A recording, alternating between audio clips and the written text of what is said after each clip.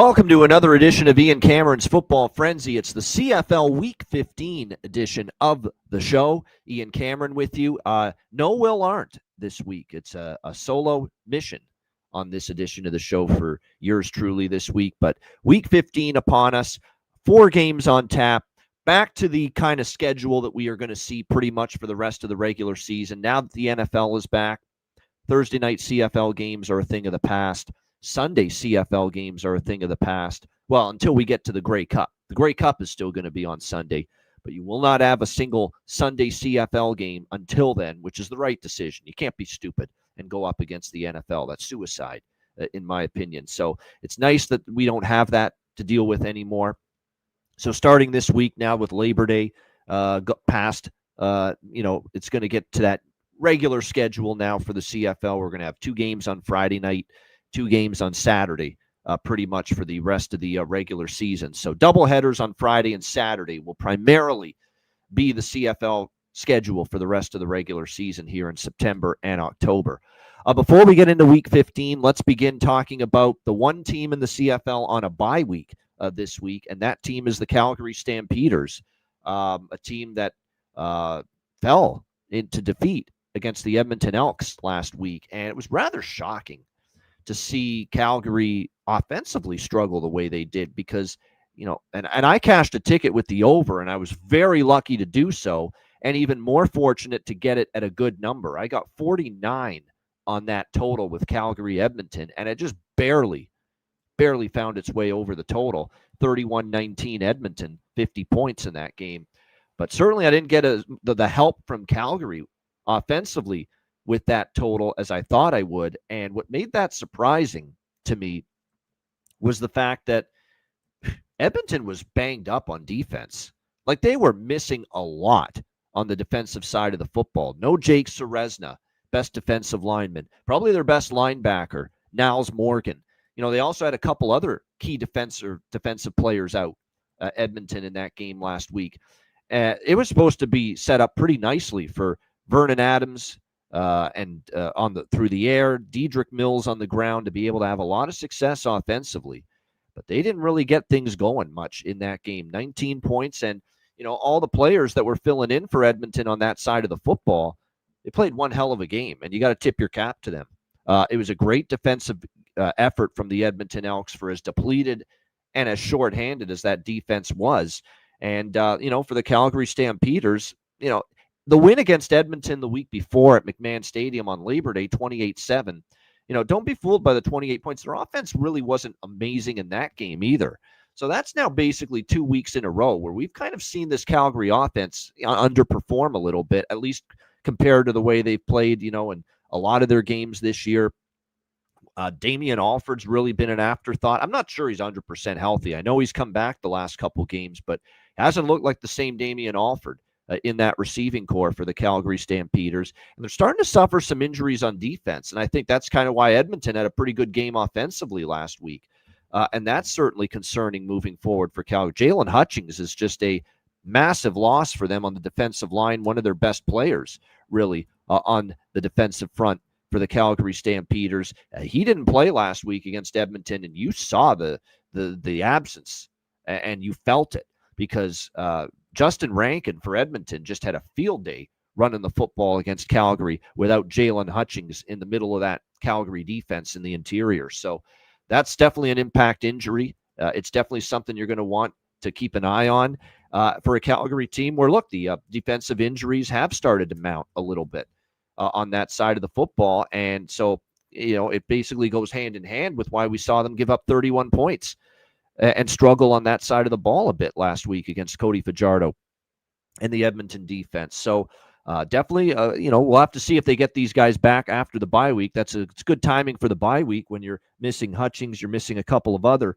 defensive players as well. But I think right now, when you look at the situation for Calgary, they're still in a very good spot. They've obviously, even with the loss to Edmonton last week prior to the bye week, they're still in a very good spot and situation in the standings in the West Division, right there with, trailing second place by themselves in the West Division, trailing Saskatchewan. And don't forget, even though they're still trailing Saskatchewan in those standings, in the West Division. They own the tiebreaker head-to-head over Saskatchewan because they've beaten Saskatchewan twice this year. So 10-2 Saskatchewan, 8-4 Calgary. They're comfortably in second. Winnipeg third, 6-6. So they're still in a very good spot. And like I said, we'll have to see if they get maybe a couple of these injuries on defense back following the bye week. All right, let's turn our attention to Week 15 and Friday night football tonight. And yes, we've got a doubleheader on Friday night, starting with a game where, of course, as always, I will be in attendance, Hamilton Stadium. Winnipeg Blue Bombers, Hamilton Tiger Cats. We've got Hamilton, 7-point home favorites, 51.5 the total here in this game. What's going on here? There we go. Let's get that. There we go. My Hamilton banner. That's an old banner, by the way. That's like from the 70s. So that's an old school Ticat banner there. Fell down on me. Had to get it back up right there. All right. As far as this game goes, obviously the big storyline is Zach Collaros out. The injury he suffered last week against Saskatchewan knocked him out of that game. He will not play here in this game. Chris Drevler will be the starting quarterback for the Winnipeg Blue Bombers in this game. Now, there's been times when Chris Drevler's been able to step in at the quarterback spot and play well. We remember week 1 against BC. But then again, they had all offseason to get him ready. That was when Collaros was serving that suspension, and they got him ready, and he played a good game, 34-20. And we've also seen the bad side of, Chris Drevler, where we know he's starting, and he struggled, in certain games as well. So like I said, it's going to be interesting to see what they get out of Drevler. Obviously committing to the run game is going to be imperative. This is going to turn into a very run-oriented offense moving forward for the Winnipeg Blue Bombers without Zach Collaros. So you would expect, if you're the Ticats, to really, focus on, loading the box, stopping the run, daring Chris Drevler to beat you with his arm. That's usually going to be the modus operandi now. A lot of defenses will take, against Chris Drevler when he's starting. So keep an eye on that. When you look at the Winnipeg Blue Bombers here, back-to-back losses against Saskatchewan. Now they're going to try to get the job done here on the road. It's worth noting, on the road, this Winnipeg team has covered 3 in a row. 1-point loss at Calgary, 26-13 win against Montreal, albeit that was James Morgan at quarterback, who has been beyond bad, which we'll get to in a moment. And then at Saskatchewan in that crazy Labor Day weekend game where it was back and forth. They almost came back late in that game, but they did come back to cover the number, losing 34-30. So they are on a 3-game point spread covering streak on the road, the Winnipeg Blue Bombers. And Hamilton hasn't covered a number yet as home favorites. They've been home favorites 3 times this year. 5.5-point home favorites against lowly Ottawa. They only won that game 23-20, July the 12th. 3-point home favorites against BC last month. They lost that game outright in overtime, 41-38. And then on Labor Day against Toronto, they were laying 4.5. They lost 35-33. Toronto with the game-winning field goal as time expired in that game. So 3 times they've been laying points at home as home favorites, and the Ticats are 0-3 against the spread in those games. And they've lost 2 of those games outright. So to ask Hamilton now to lay 7 in this game, that's definitely obviously an adjustment because of Zach Collaros being out. But I don't know if I'm comfortable taking Hamilton at this number. I also don't know if I'm running to bet Winnipeg here, because I know for a fact Winnipeg has not had there's been some ugly games for Winnipeg in this stadium. And in fact, they've lost 2 of their last 3 visits to Hamilton, this Winnipeg Blue Bombers team. And defense is still very much a concern for Winnipeg. The secondary is still a banged up unit. We've already talked about how Jamal Parker's out. And obviously Terrell Bond's out for the season. And now Dietrich Nichols, another key defensive back, questionable. Kyrie Wilson, another defensive back. I mean, cluster injuries in that secondary, which hasn't been playing great to begin with. And that's not where you want to be weak when you're playing Bo Levi Mitchell in this passing game. And you got to deal with Kenny Lawler and Tim White and Shamar Bridges and all these receivers for the Ticats. Is it Keandre Smith? You don't want to be dealing with all kinds of injuries in the secondary. But unfortunately, it kind of looks like that's what we're seeing here for Winnipeg going into this game. So that's utmost concern, considering how lethal Bo Levi Mitchell in the passing game can be for this team. So when I look at this situation here for Hamilton, I think they should be able to have success moving the football through the air. They really should. This might be a good Bo Levi Mitchell passing yards game. Like, I just really think this is going to be a tall order for just a mash unit of a Winnipeg secondary. What I would say is I don't feel comfortable taking Hamilton -7 in this game. The team total, I would go that route instead. Over 29.5 if you like Hamilton to score points. I'll say this about Hamilton, even though they have lost as favorites their last 2 home games, BC and Toronto, they did score 38 and 33 points respectively in those games, which would go over this team total. So I'm kind of leaning in that direction, Hamilton team total over. What I would say is if you like Hamilton, I think a way better option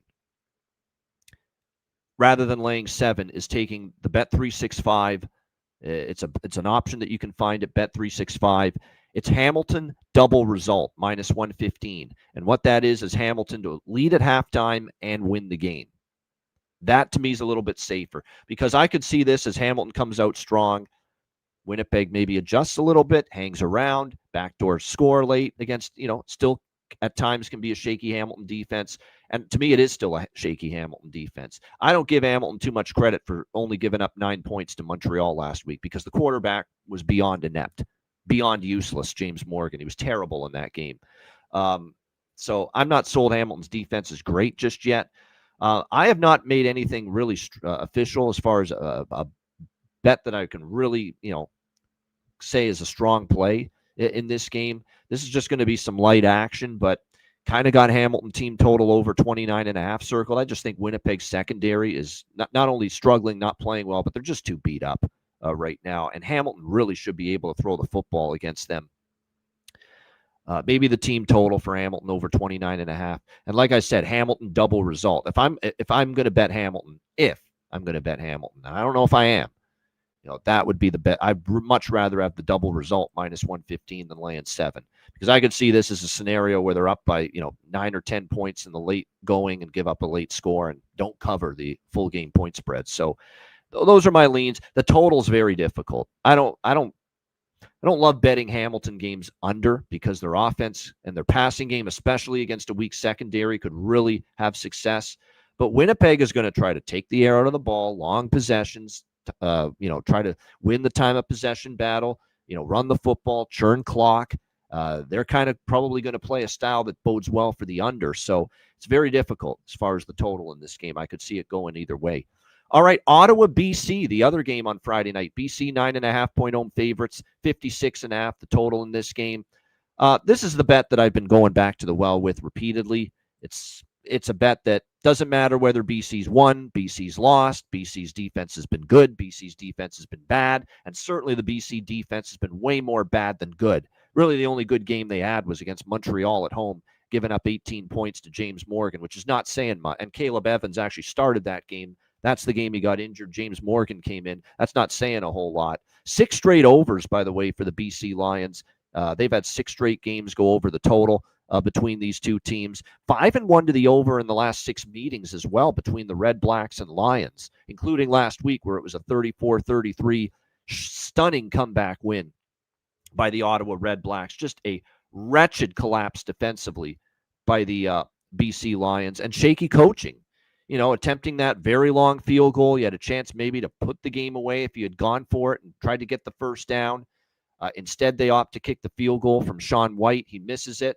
And the rest is history, unfortunately, after that. We saw Ottawa come down and get the game-winning touchdown drive. BC couldn't get a stop when they needed it, which has been a lot of the same issue they've had in recent weeks. But the one constant for BC through this 2-4 straight-up stretch where the defense has given up, 30-plus points in almost every game except the Montreal game is the fact that their offense and Nathan Rourke hasn't been the issue. They've scored 31, 41, 33, 41, 36, 34, and 33 points in their last 5 games. And I've constantly been backing the BC team total over. And last week I did too. I said, team total is the more trustworthy avenue right now for BC because I trust them to score points. I trust them to move the football. Nathan Rourke's playing really well despite the team's issues on defense. But that defense can't be trusted. There's no way I could lay 8.5, 9.5 points here in this spot with that BC Lions defense. But what I can do is trust their offense. And that's what I'm going to do. I've been cashing repeatedly with the BC Lions team total over in recent games, and I'm going back to it here. BC team total over 32.5, minus 115. Again, they have gotten at least 33 points in 5 straight games. I think they got the chance to push for that number again. Obviously, the Ottawa defense has been shaky as well, let's be honest. And not to mention, like I said, BC might feel like the onus is on them to keep scoring because of just how vulnerable and how bad their defense is right now. Like the pass rush isn't. Where's Matthew Betts? Where's the pass rush? You just don't see it. Secondary has had trouble in coverage as well. So, full disclosure, even though this is a massive revenge spot, BC is going to be probably chomping at the bit because they completely just blew that game last week against Ottawa. Well, the defense and the coaching staff blew it for them. They're going to want redemption here, and in BC against Ottawa, BC has just rolled this team. By the way, I should point out the last 3 times BC has hosted Ottawa, 34-19, 41-37, 38-12. So they've scored 34 points or more in all 3 of those home games against Ottawa, and they've they didn't cover the 41-37. They didn't cover, but they won the other 2 and covered by double-digit margins. So that's why the point spread, I'm not even bothering with it in this game. I think BC does win the game, but holy shit, I have zero interest trusting this team from a point spread standpoint here, minus 9.5. But I do trust their offense, and I like their team total once again, over 32.5. And I'm going to sprinkle on the full game over as well. It's a high total, 56.5, but we saw 67 points last week. BC's 6 straight BC games have gone over the total, and a few of those have gone over 56. A lot of them have gone over, like the last 6 BC games, 60 points, 70 points, 79 points. There was the Montreal game stayed below this total. There was only 54 points in that game. The Toronto game, 86 points. The Ottawa game last week in Ottawa, 67 points. So all but one of these BC games, 6 straight BC games have gone over, and all but one of those games have had more than this total of 56.5 as far as total points. So I still like the over 56.5 here.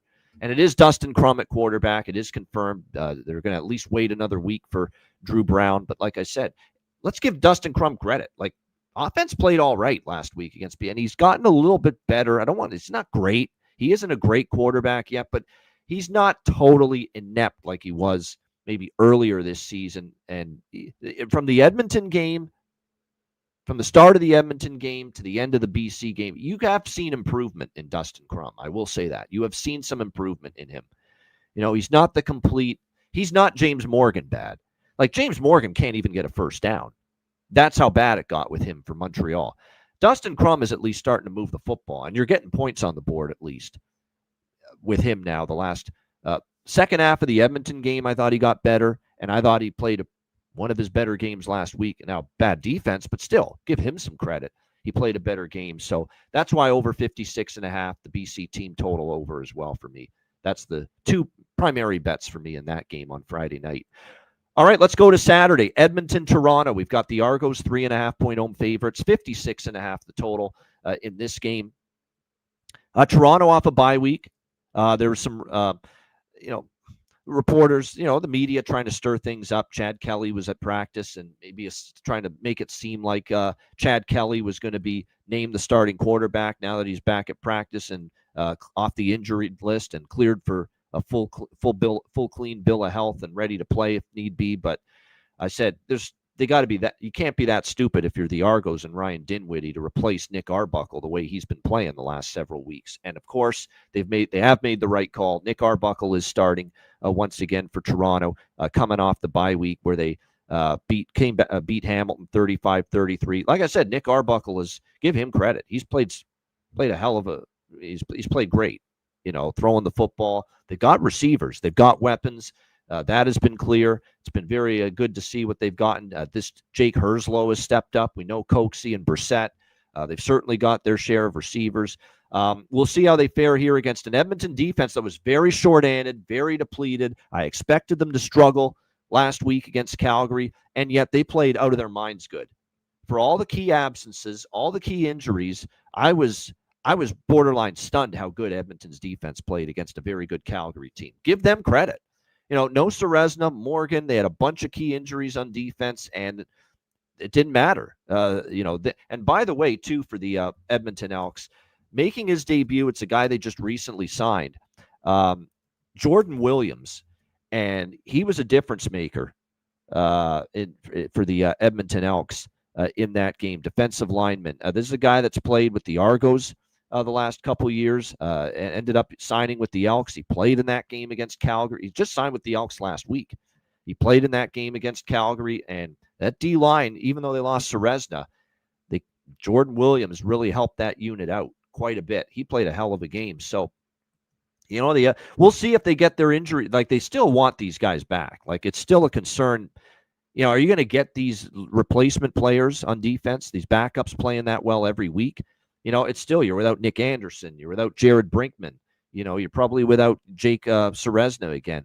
Like I said, there's all kinds of concerns there. We'll see about Niles Morgan. Now, I don't see Niles Morgan on the injured list this week, so maybe there's a chance he's back this week for the Edmonton Elks. We'll see about that. But like I said, it'll be something to watch out for moving forward if they get some of these injuries on defense back. With all due respect to Arbuckle, he's playing great. The offense I love. I still don't like that Toronto defense. Let's be honest. Even though they've won and covered the 2 games before their bye against BC and Hamilton, they still gave up 34, 33 points in those 2 games, and they've still given up 28 or more points in 5 straight games. This is still a very shaky defense. This is not a trustworthy defense. This is a revenge spot for Toronto. They lost in Edmonton 28-20 just a few weeks ago, and they're playing well, but not as a favorite. Especially a favorite of more than a field goal. I cannot get to Toronto laying more than a field goal with their defense for as good as Nick Arbuckle's been. Just look at their track record as favorites this year, the Argos. They've been favorites twice, and both times at home. Calgary week 2, they lost outright as a 1.5-point home favorite, 29-19. And then August 9th, they were 3-point favorites against Ottawa at home, and that was that epic shootout. They lost 46-42. So 0-2 straight up and against the spread. The 2 times the Argos have been favored this year, both at home at BMO Field. And keep in mind, the last time they played at BMO Field, that they did win, but again, that was as a home dog, not a home favorite. I'm talking about home favorite. They're 0-2 straight up, 0-2 against the spread as home favorites this year. They got a decent boost in that win against BC because that was CNE, Canadian National Exhibition, was going on at Exhibition Place, and it definitely led to their biggest crowd of the season. They always get their biggest crowd of the season pretty much CNE weekend. They don't have that now. CNE's done. It ended, it ended on Labor Day, so it's going to be back to the same old, sterile, half empty BMO Field. So that home field advantage goes down again for the Toronto Argonauts in this game. So I lean Elks. I don't love it because Toronto's coming off a bye, but at this number, I could only take the plus points with Edmonton. Cody Fajardo still just the one non-point spread cover for Edmonton since he's been the starting quarterback. What's the ATS run now? 5-1 ATS, or sorry, 6-1 ATS for Edmonton since Cody Fajardo's been quarterback. Now, based on the closing total last week against Calgary, Edmonton stayed under, but I got a good number on that Edmonton-Calgary over 49, and it just creeped over the total. But based on the closing number, Edmonton is on an 8-game under streak still. So that's the only hesitancy I have with betting the over in this game, because I'm definitely not betting the under, but like I said, I am hesitant to bet the over in this game because of that streak that Edmonton has gone under the total. And again, they've been more of a methodical, just matriculate the ball down the field, longer possessions, fewer possessions because, they just, gradually move the chains. They haven't been necessarily a big quick strike offense, explosive offense. So, like I said, I don't know if I'm going to get there with the total. This could be a game, too, where it starts off slow and then the points ramp up in the second half. We've seen a lot of games like that lately in the CFL. So I might be more interested in a live over if this starts slow. Lean to the full game over, but like I said, Edmonton +3. I probably will put some Edmonton +3.5 in pocket. I know it's Toronto, looking for revenge, and they've won 2 in a row, and Arbuckle's been great, and they are off a bye week. That is significant, but they are 0-2. With a leaky defense, they are 0 and with a leaky defense, they're 0-2 straight up in ATS as home favorites this year. I just can't lay 3.5 with them. I'm not comfortable doing that. All right, final game for Week 15. Montreal, Saskatchewan. Saskatchewan 8-point home favorites, 50 the total. I can't believe I'm saying this. McLeod Bethel Thompson's back. He's starting, and he's actually a fucking upgrade from what they had before. I can't believe I'm saying that, but it's true. He's actually MBT, who we have criticized most of the season for his, inconsistency and his subpar play, and yet he's an upgrade, and he might be a significant upgrade from James Morgan, which that tells you how bad it was with James Morgan. Like, it was just Hamlin's defense just not very good, and Montreal, James Morgan made him look like the fucking 85 Bears last week. Like, he barely get a first down. Barely throw a forward pass, a complete pass against that Ticat defense last week in that 26-9 loss for the Montreal Alouettes. And Montreal was coming off a bye week. And James Morgan had the bye week to get coached up by 2 coaches on that Alouette staff, the head coach Jason Moss and the offensive coordinator, maybe the GOAT of quarterbacks in the CFL, Anthony Calvillo. He had all that opportunity to get coached up, getting his top 2 receivers back in Philpott and Mack, and he still laid an egg and couldn't move the offense at all. It tells you how bad it was with James Moore. McLeod Bethel Thompson, for all the criticism and all the issues he's had at times this year, he's better than that. And he at least will be able to make some throws. Now, he does make some mistakes, and he can't run worth a shit. So, they've got to be able to pass protect against a Saskatchewan defense that's been very, very good up front lately. They've been getting after the quarter. That does concern me here, that Saskatchewan defensive front gets after it. It forces MBT into those mistakes he often makes when he's under pressure.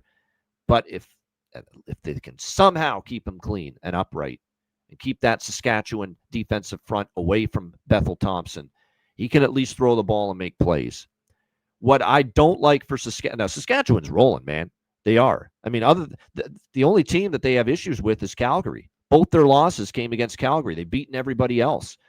They're 6-1 straight up entering this game. They just swept Winnipeg back-to-back games, winning on Labor Day weekend at home at Mosaic, and then returning the favor with the Banjo Bowl win 21-13 last week. Now, I will say this about the Banjo Bowl win. Saskatchewan was trailing in that game when Zach Collaros got injured, and the game totally turned on its ear when Chris Streveler came in. And that's when Saskatchewan started to take control. Winnipeg's offense bogged down. Streveler struggled, and Saskatchewan was able to come back and win that game. Otherwise, they could have lost that game, in my opinion, last week in Winnipeg. But nevertheless, you can't take anything. Trevor Harris has been great. All these receivers, even without Sam Emelis, they're all stepping up. Keyshawn Johnson, Myers, Robustelli, Neeld. I mean, Ouellette's been running the football a little, and the defense just been phenomenal. I mean, we know Corey Mace is a good defensive-minded head coach, but the way that pass rush is playing, they're stopping the run. The secondary, they make plays. They're ball hawks, led by Roland Milligan. This is a very, very good Saskatchewan team, but I don't love this spot one bit for them.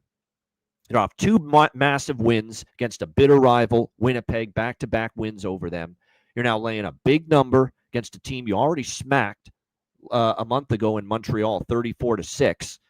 Is the intensity going to be as high as it was for the last 2 games against Winnipeg? I'm not so sure about that for Saskatchewan. Meanwhile, Montreal knows they got embarrassed by this Saskatchewan team, and they're desperate. They're on a 5-game losing streak straight up and against the spread. They got to turn this shit around, and at least now with Bethel Thompson, Like I said, I can't believe I'm saying he's an upgrade from somebody, but that's how pathetic it was with James Morgan. At least it gives them a fighting chance in this game. And I don't expect Saskatchewan to have their A game. I think it's very difficult to ramp it up when you're coming off two ultra satisfying, huge rivalry wins in the division in back-to-back games against Winnipeg, and now ask Saskatchewan to go out there and lay more than a touchdown here this week and be at their best against Montreal. I think that's very difficult. I like Montreal in this spot. I was hoping it would be Davis Alexander, but unfortunately they're being careful with him. They're not rushing him. They're going to give him at least another week. I'd much rather have Davis Alexander than McLeod Bethel Thompson. But I will say this. I think based on what I saw from James Morgan, I'd much rather have McLeod Bethel Thompson than James Morgan. So I still think it's an upgrade. I will take Montreal plus the points here, +8. There's actually +8.5 available at DraftKings. So if you like Montreal in this game, go find that 8.5 that's out there. But I think Alouettes keep this game competitive. I just think I don't want to say flat spot versus. I think we're going to need Saskatchewan to be flat here for Montreal to be in this game and have a chance to win it. If Saskatchewan plays to the level they have in some of their recent games, Montreal could be in trouble here. But I think this is a tough spot for Saskatchewan. 2 big-time wins. I don't know if we're going to have their best. This is a spot to have a clunker, potentially, for the Saskatchewan Roughriders. And if that happens, Montreal can be in this game. And Montreal's desperate. Like, they need a win, and they need to start getting things going here as far as turning things around. And I think MBT, for his flaws, the offensive players will look in that huddle and see, you know what? Thank God he's back because of what James Morgan was doing under center. And that might give them a little adrenaline, a little spark, little boost, if you will, going into this game. So I will take a shot. I think it's too good of a spot to fade Saskatchewan in. And I think it's too good of a spot, especially with the points you're getting, too good of a spot to pass up taking Montreal. So for me, I'll take the Alouettes here, +8.5. Nothing on the total. I think the total stuff. MBT, remember, when he was under center, this team was trending under, and obviously they still trended under with James Morgan at quarterback. So, and Saskatchewan's been an under machine, so I guess I'd lean under in this game. 5 of the last 6 Saskatchewan games have gone under the total. Without Davis Alexander, going all the way back to when he first got injured, most of the Alouettes games have gone under the total. So I'd probably have to lean under a little bit here in this game with the Alouettes and the Rough Riders. All right, there you have it. That's CFL Week 15. Appreciate everyone tuning in. Hit the like button. Let's wrap it up with a best bet for CFL Week 15. Best bet for me? God, I love the spot. I really do. I can't believe best bet is going to be involving backing McLeod Bethel Thompson, but I just love this spot so much. I really do. I think Saskatchewan, after 2 big-time wins against Winnipeg, I don't expect their best. Maybe a little flat, little lethargic, after those 2 big wins. And for Montreal, you got to start showing up here. And I thought their defense played okay against Hamilton. They just got worn down later in that game. But the defense did all they could against Bo Levi Mitchell last week to give them a chance. And hopefully that defense can do the same here facing Trevor Harris and Saskatchewan. Just play well enough, give them a chance to hang around. And if they do, I think they can hang in this game. Good spot, good number. Montreal +8.5 against Saskatchewan for my best bet for Ian Cameron's Football Frenzy, CFL Week 15. There you have it. That's a wrap. Thanks to everyone for tuning in. I'm Ian Cameron. Enjoy CFL Week 15 and good luck. And we will be back next week for another CFL edition of Ian Cameron's Football Frenzy.